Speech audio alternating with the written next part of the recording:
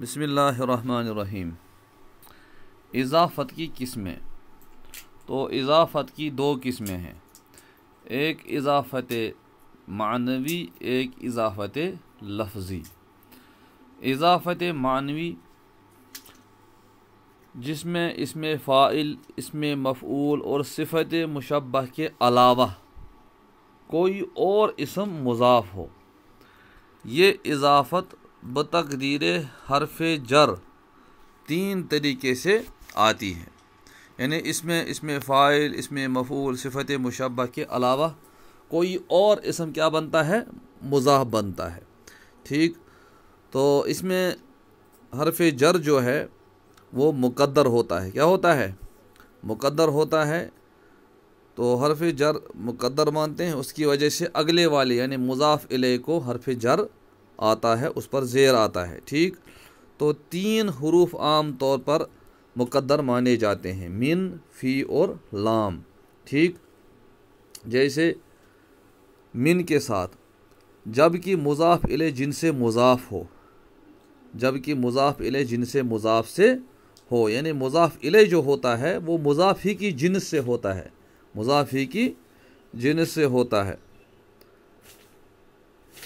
جیسے خاتم فضۃ، خاتم فضۃ، خاتم مضاف، فضہ مضاف الیہ، تو فضہ مانے چاندی اور خاتم مانے انگوٹھی، چاندی کی انگوٹھی۔ مطلب کیا ہے کہ جو انگوٹھی ہے یہ چاندی ہی کی ہے، یہ چاندی ہی کی ہے، اسی کو کہتے ہیں مضاف جو ہے مضاف الیہ ہی کی جنس سے ہے، یہ الگ کہاں چیز کہ یہ الگ کوئی چیز نہیں ہے بلکہ اسی کی جنس سے ہے، تو اس وقت من کو مقدر مانا جاتا ہے۔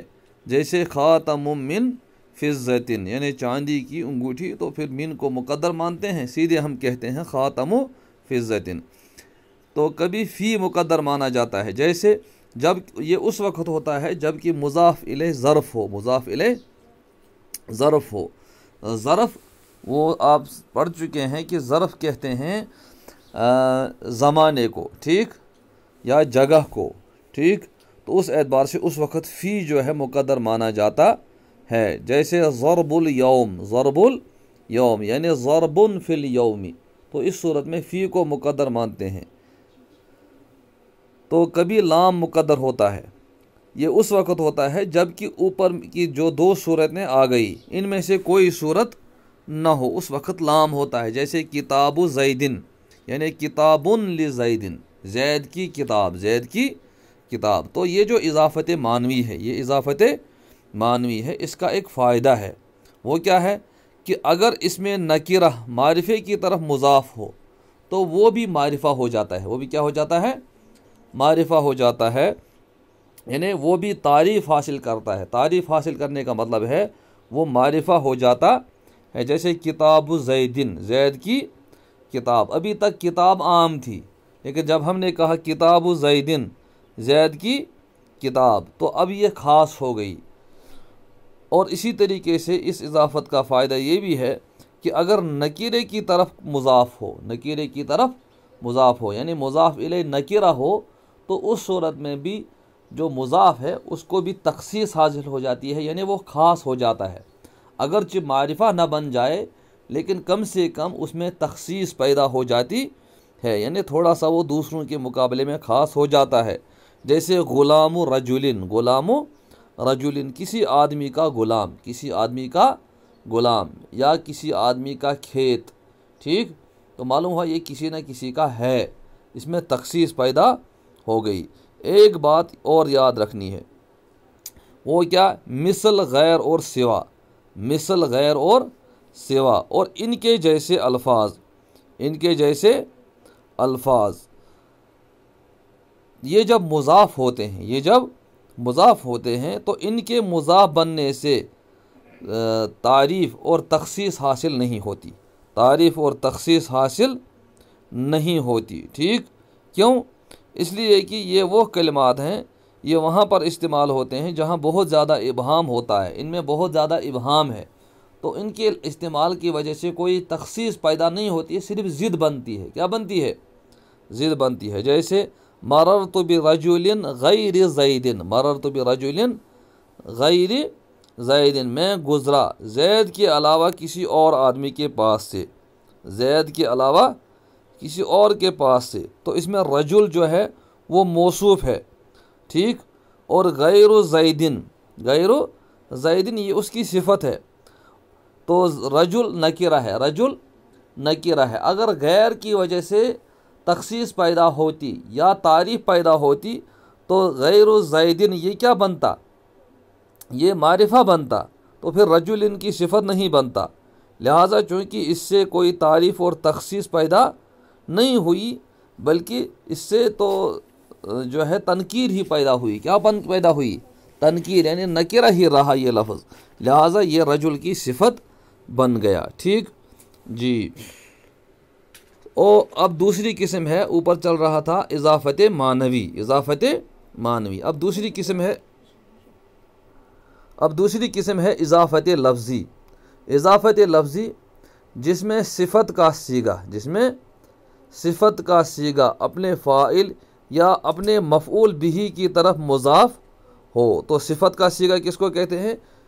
اس میں فاعل کو، اس میں مفعول کو، صفت مشبہ کو، ٹھیک، اس میں مبالغہ کو، ٹھیک، ہاں، تو یہ جو ہیں یہ جو اسما ہیں یہ سب ان کو کہتے ہیں صفت کا صیغہ۔ کیا کہتے ہیں؟ صفت کا صیغہ۔ تو یہ اسما کیا بنتے ہیں؟ مضاف بنتے ہیں، اور یہ مضاف کس کی طرف ہوتے ہیں؟ اپنے فاعل کی طرف، اپنے مفعول کی طرف، اس لیے کہ یہ اسما جو ہوتے ہیں، یہ جو صفات کے صیغے ہیں، یہ اپنے افعال کی طرح کام کرتے ہیں۔ کیا کرتے ہیں؟ ہاں، جیسے ضارب زیدن، ضارب زیدن زید کو مارنے والا، زید کو مارنے والا، یعنی زید مفعول ہے اصل میں، اور ضارب جو ہے یہ ضارب زیدن، ضارب جو ہے یہ اس میں فاعل ہے، اس میں فاعل ہے، اور زیدن یہ مفعول ہے، گویا کہ یہاں اس میں فاعل کا صیغہ مفعول کی طرف مضاف ہے، مفعول کی طرف مضاف ہے۔ حسن الوجہ، حسن الوجہ، تو خوب رو، حسن الوجہ مانے خوب رو، خوبصورت چہرے والا، تو یہاں پر حسن جو ہے یہ جو ہے اپنے فاعل کی طرف مضاف ہے۔ کس کی طرف؟ فاعل کی طرف مضاف ہے، اس لیے کہ حسن جو ہے یہ فعل لازم ہے، اور لازم فعل کے بعد اس میں فاعل آتا ہے، مفعول نہیں آتا ہے، ٹھیک، اسی وجہ سے یہ بھی اپنے جو ہے فاعل کی طرف مضاف ہے۔ اب اس اضافت کا فائدہ کیا ہوتا ہے؟ اس اضافت کا فائدہ صرف تخفیف لفظی ہے، صرف تخفیف لفظی ہے، یعنی تنوین وغیرہ گر جاتے ہیں، تنوین وغیرہ گر جاتے ہیں، لفظوں کے اعتبار سے اگلا لفظ یا یہ والا لفظ ہلکا ہو جاتے ہیں، باقی تعریف یا تخصیص حاصل نہیں ہوتی ہے، اسی وجہ سے اس میں مضاف پر الف لام بھی آتا ہے۔ تو یہ والی اضافت ہے اضافت لفظی، اس میں مضاف پر الف لام بھی آتا ہے، مضاف پر الف لام بھی آتا ہے، جیسے الضارب الرجلی، الضارب الرجلی، ایک طرف سے الف لام بھی موجود ہے، دوسری طرف سے مضاف الیہ پر الف لام زیر بھی ہے، ٹھیک، تو اس کو کہتے ہیں اضافت لفظی۔ کیا کہتے ہیں؟ اضافت لفظی۔ اسی طریقے سے قرآن میں آیا ہے والمقیم الصلاۃ، والمقیم الصلاۃ، ظاہری اعتبار سے لگتا ہے موصوف صفت ہیں، لیکن مقیمین تھا اصل میں، یہ جمع ہے، یعنی نماز قائم کرنے والے، نماز قائم کرنے والے، تو مقیمین یہ اس میں فاعل ہے، اور الصلاۃ یہ مفعول ہے، تو یہاں اضافت کس کی طرف ہے؟ اپنے مفعول کی طرف ہے۔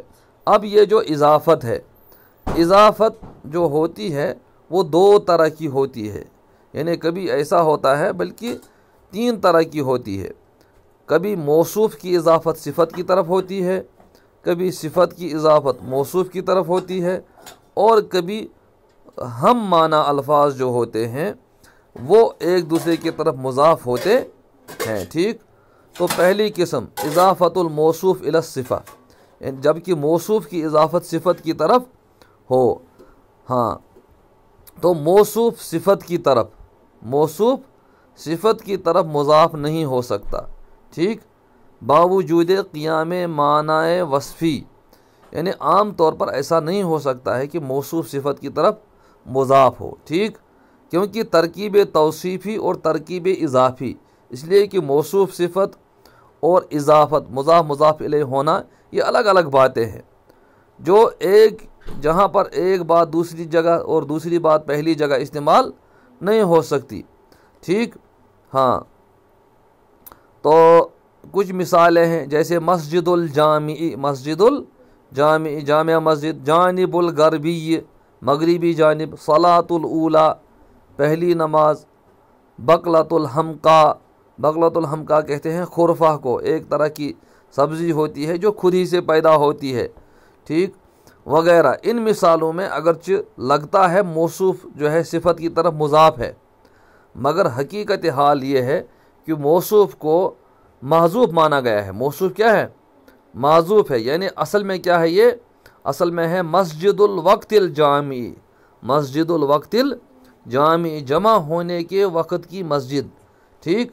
اسی طرح جانب المکان الغربی، جانب المکان الغربی یعنی مغربی جانب کا طرف، مغربی جانب یا مغربی جگہ کا طرف، مغربی جگہ کا طرف۔ اسی طریقے سے صلاۃ الساعۃ الاولیٰ پہلی گھنٹے کی نماز، پہلے پہر کی نماز۔ اسی طریقے سے بقلۃ الحبۃ الحمقا، ٹھیک، بیوقوف دانے کی سبزی، بیوقوف دانے کی سبزی۔ تو یہ جو ہے اصل میں گویا کہ یہاں پر موصوف جو ہے اس کو محذوف کیا گیا ہے، ٹھیک۔ لہٰذا ان صورتوں میں یہاں اضافت موصوف کی اضافت صفت کی طرف نہیں ہے، موصوف کی طرف جو ہے اضافت صفت کی طرف نہیں ہے۔ صفت کی اضافت موصوف کی طرف، صفت کی اضافت موصوف کی، ویسے ہی جیسے اوپر بات آئی اسی طرح صفت جو ہے موصوف کی طرف مضاف نہیں ہو سکتی، ٹھیک۔ اور رہی بات جردۃ قطیفتن، جردۃ قطیفتن جس کو کہتے ہیں پرانی چادر، اسی طریقے سے اخلاق ثیابن پرانے کپڑے، یہ اصل میں ہے قطیفتن جردۃن، قطیفتن جردۃن، ثیابن اخلاقن، ثیابن اخلاقن۔ تو یہاں کیا کیا گیا؟